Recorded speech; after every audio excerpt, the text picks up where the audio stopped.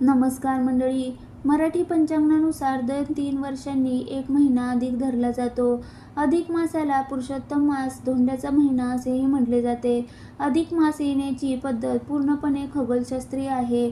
चांद्र पंचांग वापरणाऱ्या महाराष्ट्र, आंध्र प्रदेश, कर्नाटक, गुजरात, मध्य प्रदेश यांसारख्या राज्यात अधिक मास पाळला जातो. यातील ज्येष्ठ अधिक मास काळात स्वामींची जेवढी जमेल तेवढी सेवा करावी असे म्हटले जाते.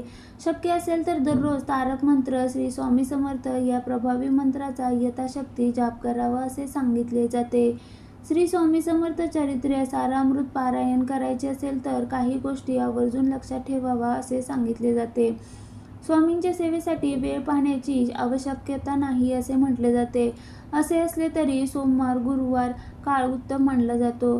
द्वादशी, एकादशी या तिथींना 3 दिवसाचे पारायण करावे.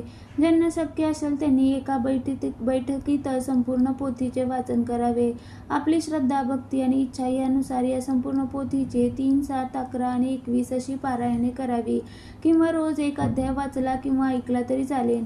यंदा 2026 रोजी अधिक मासात अतिशय शुभ पुण्यकारक गुरुपुष्यमृत जुळून येत आहे.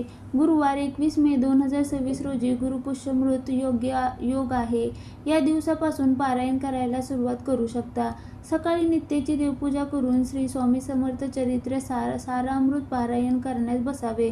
उजव्या तळहातावर पळीभर पाणी घेऊन आपले नाव, तिथी, दिनांक आणि वार याचा उल्लेख करून आपण कोणत्या इच्छेपूर्तीसाठी हे पारायण करीत आहोत हे स्वामींना सांगून संकल्प करावा.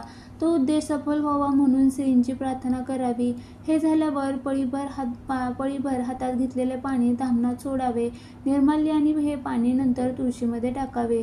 श्री स्वामी समर्थ चरित्र सारामृत पारायण करता